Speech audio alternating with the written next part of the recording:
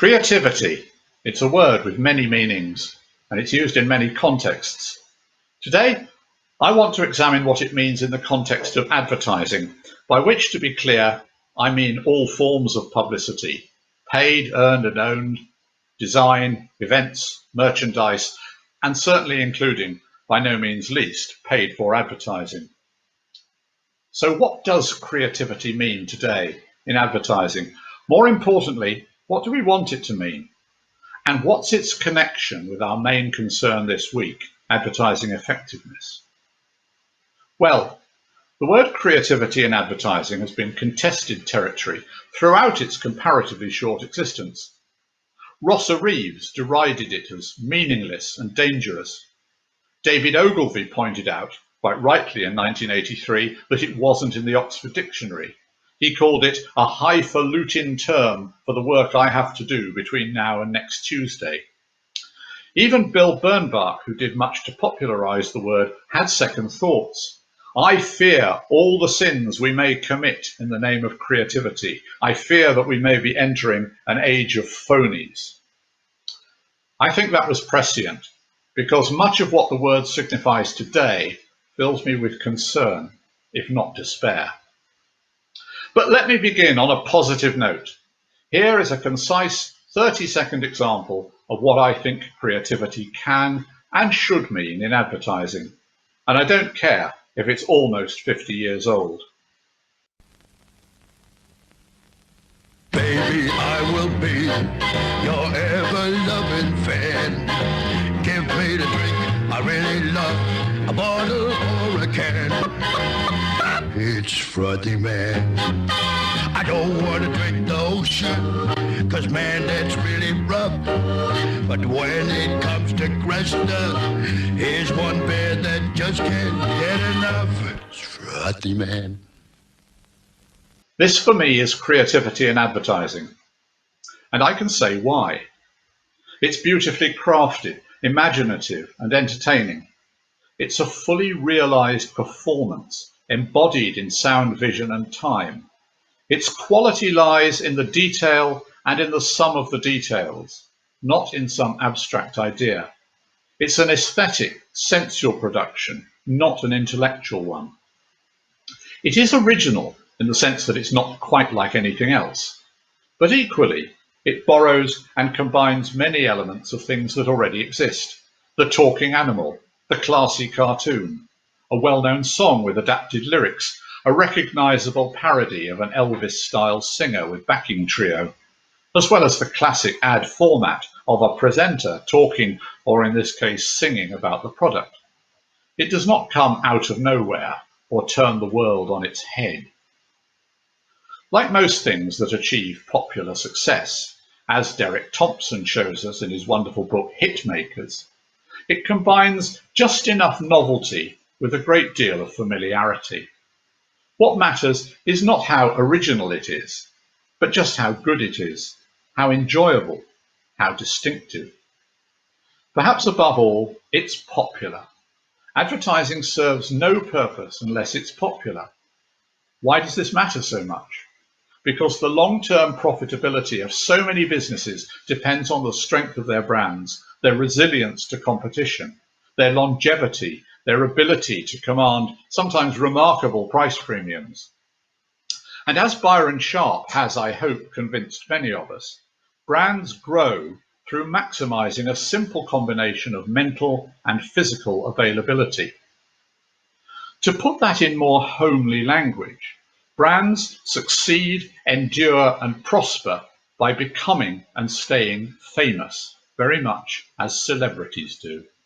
As Jeremy Bullmore put it, the only thing that successful brands all have in common is a kind of fame. And the principal role of advertising is to help them achieve this. That's why creating a successful advert for a brand is very like creating a successful pop record or movie. Advertising has never been separate from or very different from the worlds of entertainment and popular culture.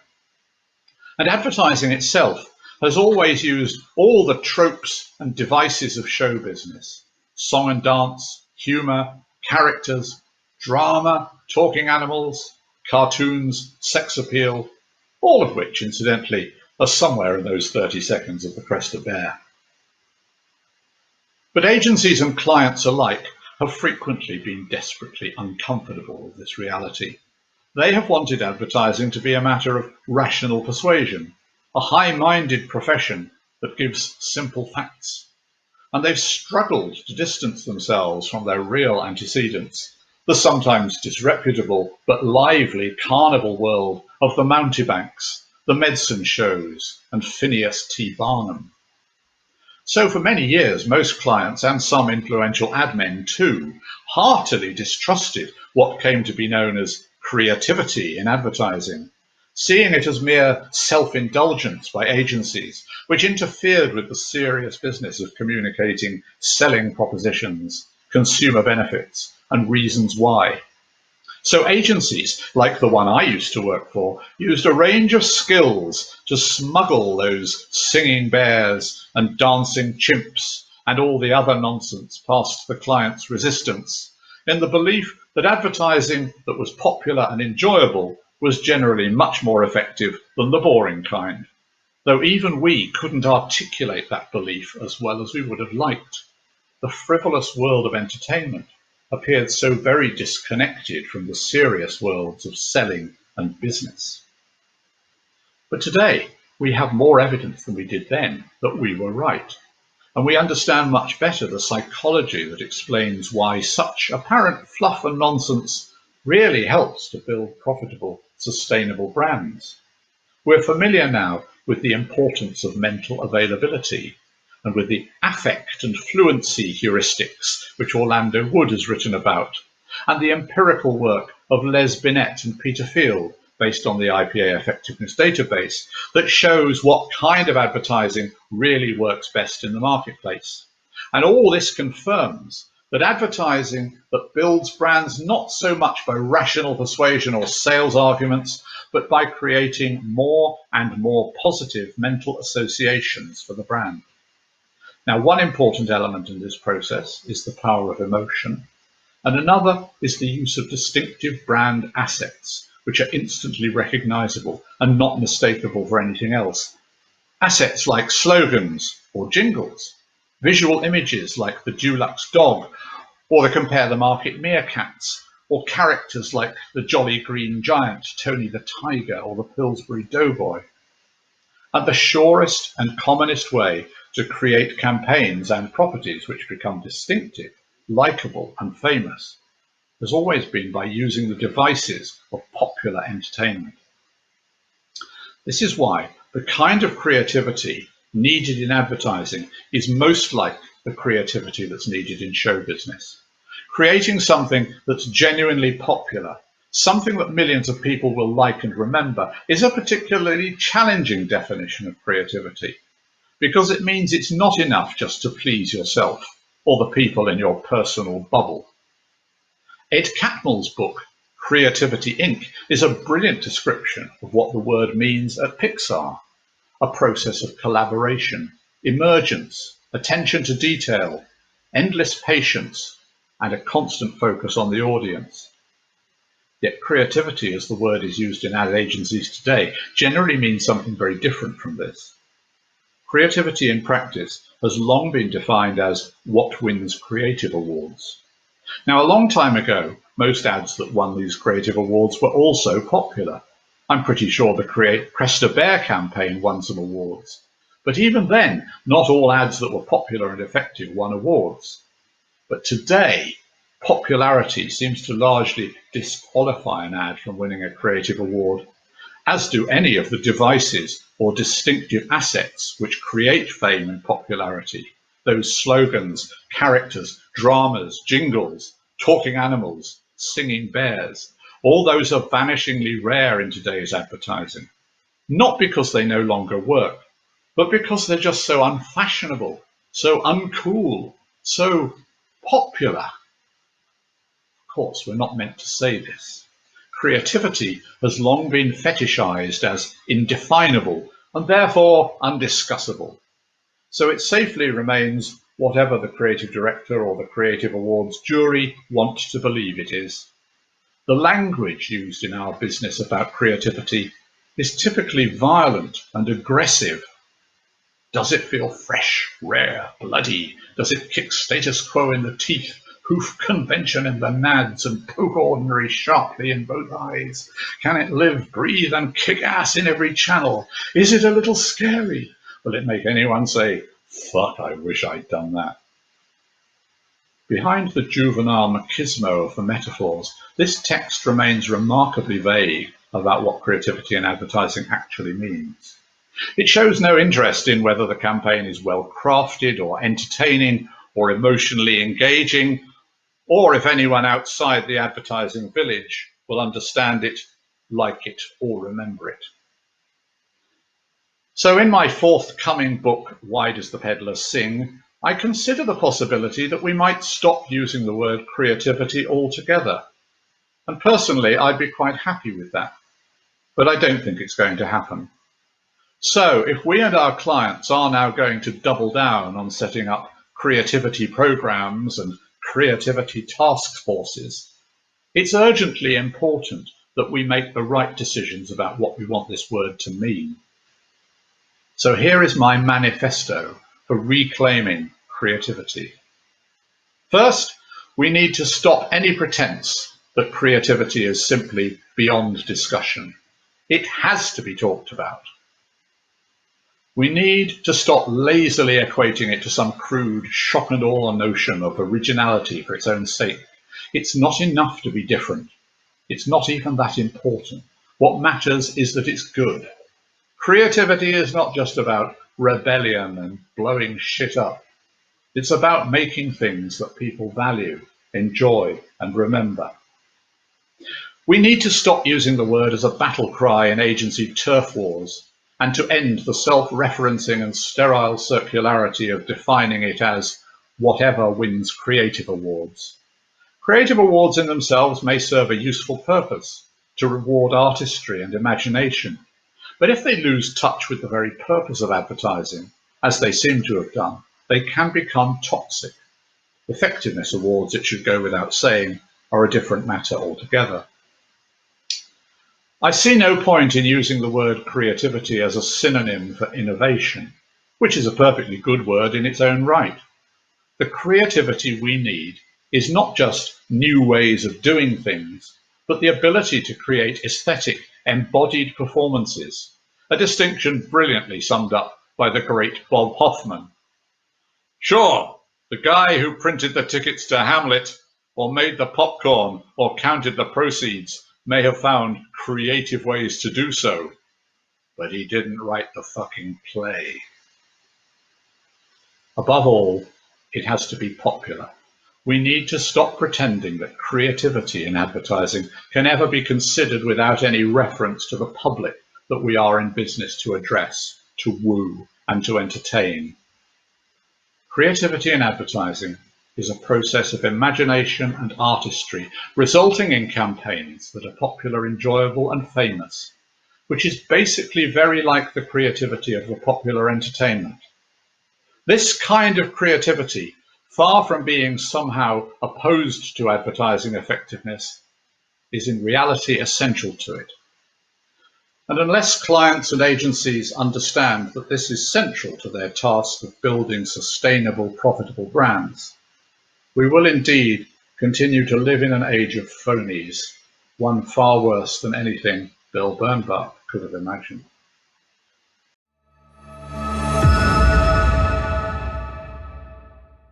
Well, Paul Feldwick, thank you very much for that presentation. I wanted to ask a little bit to unpack some of the ideas in there.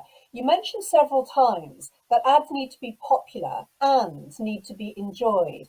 So are you saying to be effective, ads need to be kind of funny or charming in some way? Well, funny and charming are both great words. And, I think there aren't enough ads around today that are either funny or charming. But the words are also, I think, too restrictive, because it's very hard to be prescriptive about what makes something popular. But I think on the whole, things become popular if they give people some kind of pleasure.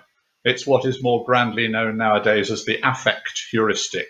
And it works for advertising because if the ad is something that you associate with a good feeling, then you will also associate that feeling with the brand that's being advertised. You're also more likely to remember the brand that's being advertised, which is the mental availability that Byron Sharp writes about.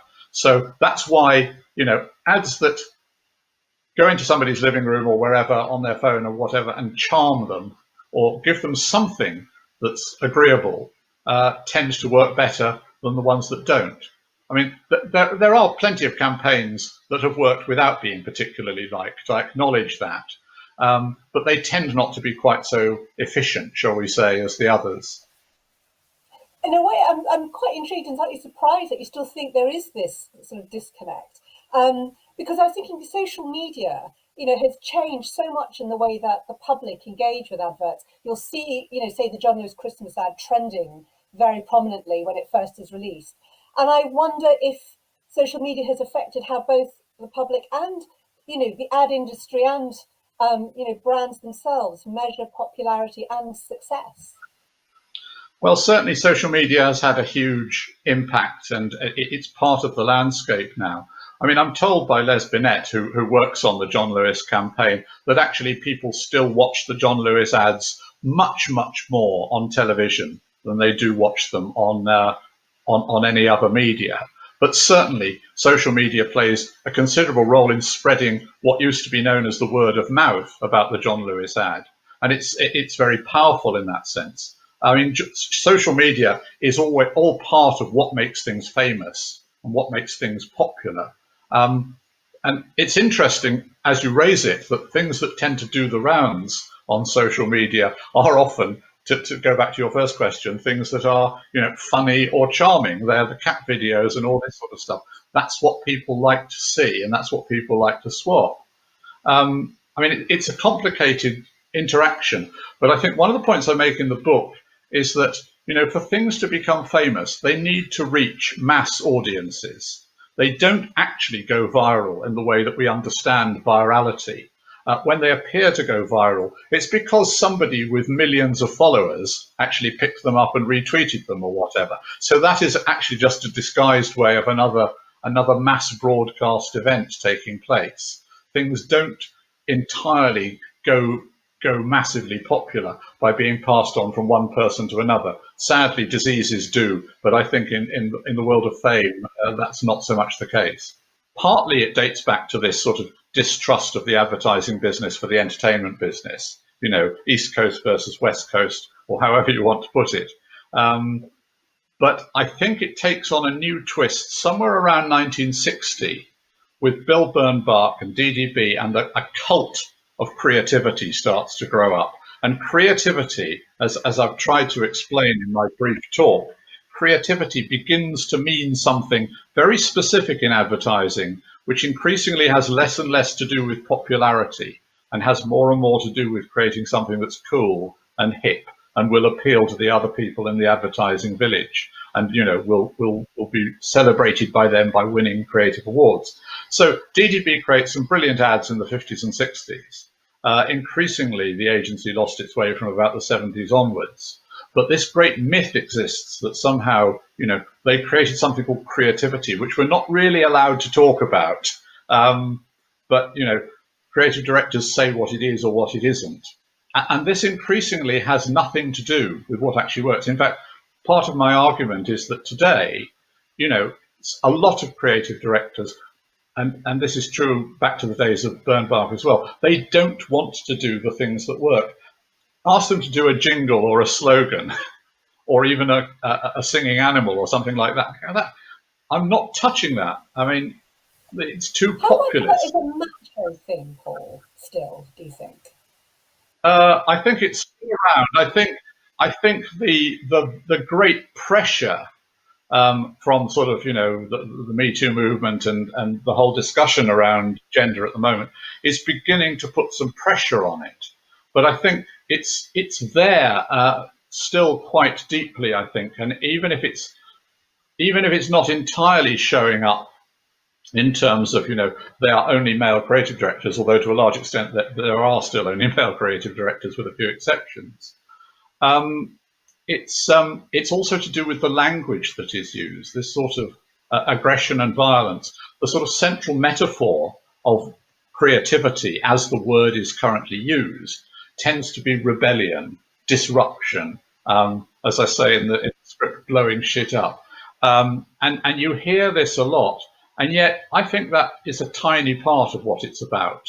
And yet it's the bit that the embattled creative departments, from the days of Bernbach onwards, creative departments increasingly had this idea that it was them against the world, and it was their job to sort of upturn everything, create revolution. And they certainly didn't want to do what the client wanted. They didn't want to do what the account managers wanted. They wanted to guard this precious flame of creativity and do what they wanted to do. And I mean, up to a point that worked fine, as long as they were actually producing stuff that was that was popular. I mean, I worked with loads of creatives back in the 70s and 80s. A lot of them could be quite bolshy, not on the whole John Webster, I would say, but a lot of the others could be quite bolshy. But if they turned up with the goods, that's fine. That's all part of the, you know, the pressures of creating something creative. But nowadays, what I increasingly hear, and I'm very much in touch with many agencies and people in the business, my son works in the business, you know, is that, you know, it's the creative departments and agencies that are digging their heels in and will refuse to do the stuff that actually would make their work popular. And I've had personal experience of that myself in the last couple of years in some very depressing occasions. So this is kind of personal, I'm not just sitting here in my retirement looking at this dispassionately. I feel quite sort of angry about it in a way. Wow, it's really interesting to hear you say that. In conclusion then, I mean, obviously some of the campaigns that have won awards, the Effectiveness Awards, suggest that things are being done differently to some extent, at least by some agencies and some clients. What do you think is the role of the IPA in helping to rectify this situation?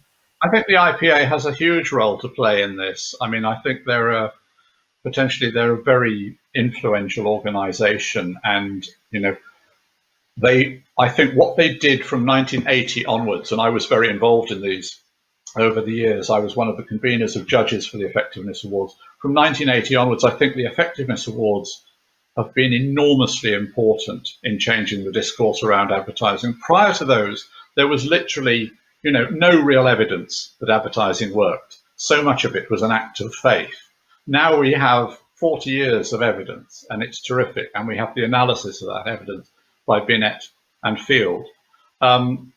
So building on that, I think the idea that an effectiveness week should encompass discussions of creativity, which I think is beginning to happen, and my talk hopefully is a contribution to that, is really important, because there's something I never understood in all my years in advertising, was the very common idea that creativity and effectiveness were somehow opposed to each other.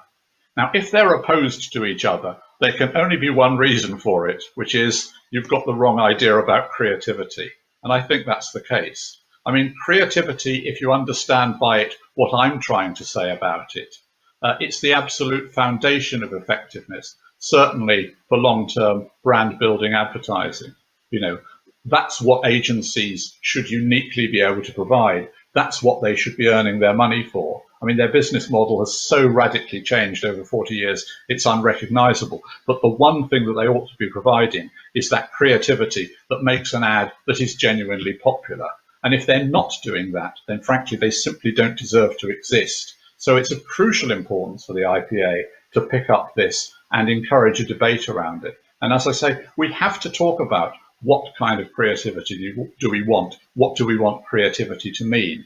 We can't just sort of say, oh, well, you can't define it, man. It's, you know, it's just whatever we think it is. Paul Feldwick, thank you so much.